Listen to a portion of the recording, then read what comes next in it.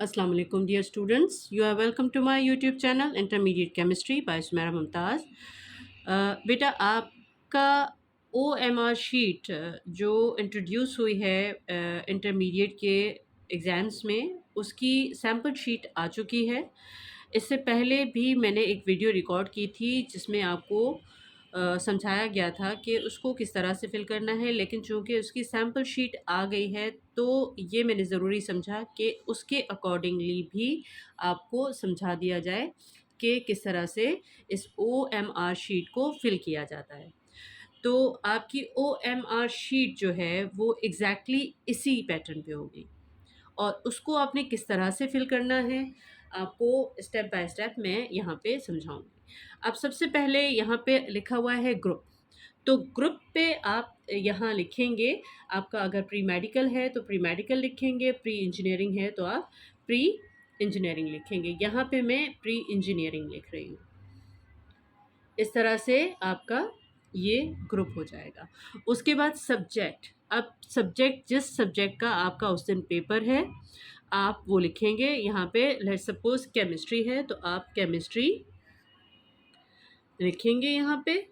और पेपर आपका first year है तो 1 लिखेंगे, अगर सेकंड ईयर है तो 2 लिखेंगे। यहाँ पे मैं 1 लिख रही हूँ। आप फर्स्ट ईयर में हैं तो 1 लिखेंगे, अगर सेकंड ईयर में हैं तो आप 2 लिखेंगे। डेट आपकी उस दिन की डेट होगी। जैसे 18 है तो 18 जून 06 एंड 2022। इसको मैं इस तरह से लिख रही हूँ, 06/2022। सेंटर नेम, जहाँ पे आपका सेंटर पड़ा है, जब जब आपको एडमिट कार्ड रिसीव होगा उसके अंदर ये आपका सेंटर लिखा हुआ होता है, तो आप वहाँ पे अपना सेंटर का नाम यहाँ पे लिखेंगे।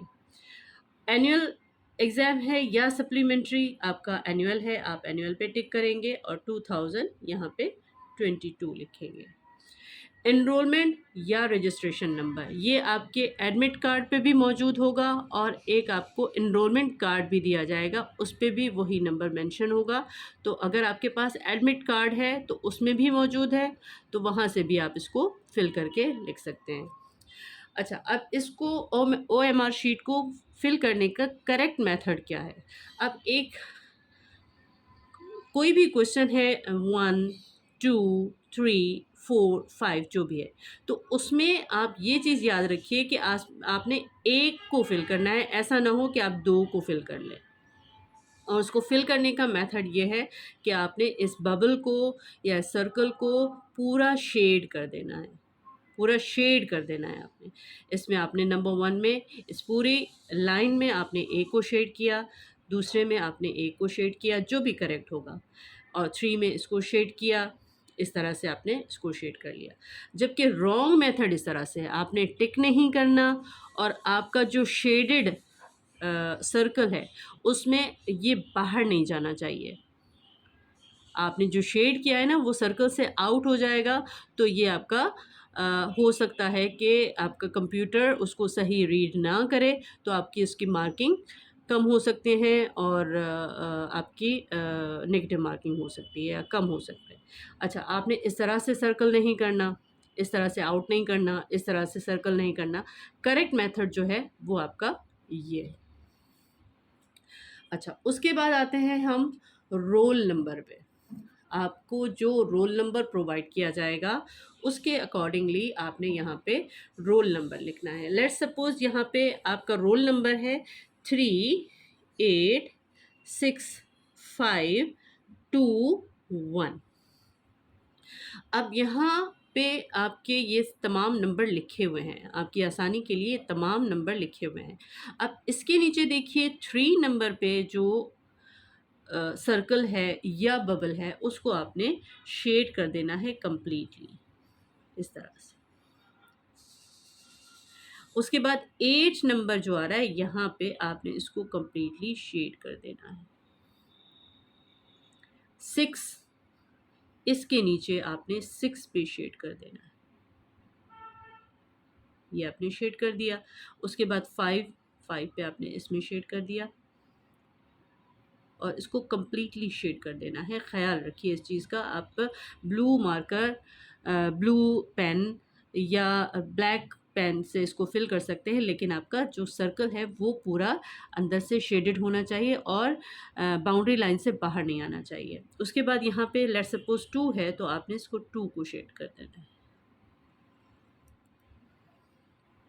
ये आपने कर दिया और उसके बाद यहाँ पे 1 है तो आपने इसको 1 को शेड कर दिया। तो इस तरह से ये आपका रोल नंबर कंप्लीट हो गया। उसके बाद एमसीक्यू कोड, जो आपको एमसीक्यूज़ की शीट दी जाएगी।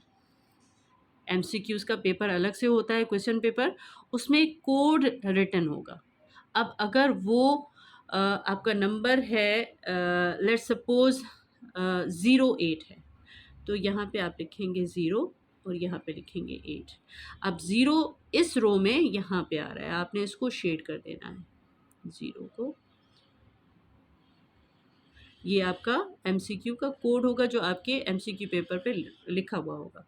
और 8 है तो यहाँ पे आपने 8 पे शेड कर देना है।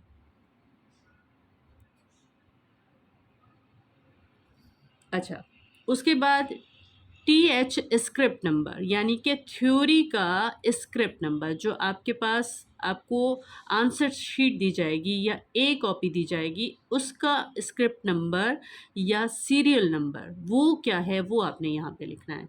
अब इसमें हम सपोज़ कर लेते हैं कि आपकी जो ए कॉपी है या थ्योरी की कॉपी है उसका स्क्रिप्ट नंबर है 1 2 3 4 5 6 7। अब इसके अकॉर्डिंगली आप इसमें फिलिंग करते चले जाइए। दिस इज़ 1, इसको आपने फिल कर लिया। नंबर 2, इसको आपने फिल कर लिया। नंबर 3 के नीचे उसके सर्कल को आपने फिल कर लिया। नंबर 4, इसको आपने सर्कल को फिल कर लिया। और उसके बाद ये क्या है 5 के नीचे आप 5 को फिल कर लें। यहाँ पे 6 है, आप 6 को फिल कर लें। ये आपकी थ्योरी की जो कॉपी है या ए कॉपी जो है उसका स्क्रिप्ट नंबर, उसको आपने इस तरह से फिल कर देना है। यहाँ पे 7 है तो आपने इसको 7 को फिल कर दिया। ये टोटली आपकी कंप्यूटराइज्ड शीट है और इसको कंप्यूटर ही रीड करेगा। इस चीज़ को जहन में रखिए। इसमें कोई भी अगर आपकी मिस्टेक हो जाती है तो आपका जो कंप्यूटर इसको रीड नहीं कर पाएगा और आपके नंबर कट जाएँगे। तो इसलिए इसको केयरफुली आपने देखना है और केयरफुली इसको आपने फिल करना है। अच्छा, उसके बाद असल मेन जो हमारा सिलसिला है वो है एमसीक्यूज़ फिल करने का। और एमसीक्यूज़ आपने इस तरह से फिल करने हैं कि अगर हमारे पास क्वेश्चन 1 है, इसमें आपको मैं एक एग्ज़ाम्पल दे देती हूँ कि फॉर एग्ज़ाम्पल आपका जो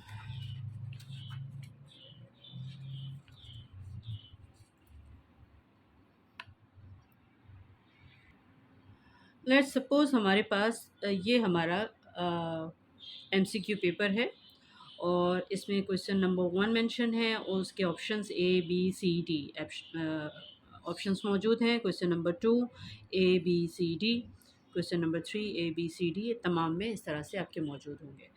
अब आपका क्वेश्चन नंबर 1 अगर alkane containing a methyl group on main chain at second carbon are called, अब इसका आंसर लेट्स सपोज ए है। ए, तो आपने इस क्वेश्चन पेपर पे कुछ नहीं लिखना, आपने अपनी ओएमआर शीट पे आ जाना है और उसमें क्वेश्चन नंबर 1 जो है आपका वो ये है और इसका ऑप्शन ए अगर करेक्ट है तो आपने इसको इस तरह से फिल कर देना है।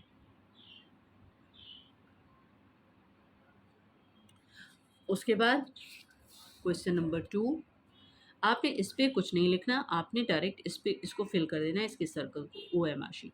When one hydrogen atom of an alkane is removed then it is called, यहाँ पे अल्कीन है, अल्काइल है, एल्डिहाइड है, सैचुरेटेड हाइड्रोकार्बन। अब हमारा आंसर जो है वो बी करेक्ट है। बी करेक्ट है तो हम इस पे कुछ नहीं करेंगे, हम इसका बी, क्वेश्चन नंबर 2 का बी ऑप्शन, इसको हम सर्कल कर देंगे। सर्कल को फिल कर देंगे, शेड कर देंगे कंप्लीटली, प्रॉपरली। इसकी बाउंड्रीज से बाहर नहीं जाना चाहिए और इसके अंदर कोई खाली जगह नहीं रहनी चाहिए। उसके बाद question number 3, alkanes are also known as saturated hydrocarbon, A option is correct. तो हम इसको ए को, क्वेश्चन नंबर 3 के ए ऑप्शन को हम इसको फिल कर लेंगे कंप्लीटली, इस तरह से। इसी तरह से क्वेश्चन नंबर 4 का जो ऑप्शन सही होगा उसको हम फिल कर लेंगे, क्वेश्चन नंबर 5 का जो भी ऑप्शन करेक्ट है उसको फिल कर लेंगे। जितने भी हमारे एमसीक्यूज़ हैं उसमें हम जो उसका ऑप्शन सही होगा उसको हम करेक्ट कर लेंगे। अच्छा, उसके बाद हमने एमसीक्यूज़ के तमाम बबल्स फिल कर लिए। अब लास्ट में हम क्या करेंगे कि यहाँ पे आपके सिग्नेचर होंगे, स्टूडेंट के सिग्नेचर होंगे, यहाँ पे आप अपने सिग्नेचर करेंगे, यहाँ पे आपके इन्विजिलेटर के सिग्नेचर होंगे। उसके बाद ये कॉपी आपकी कंप्लीट हो गई, आपका एग्ज़ामिनर आपसे ये रिसीव कर लेगा।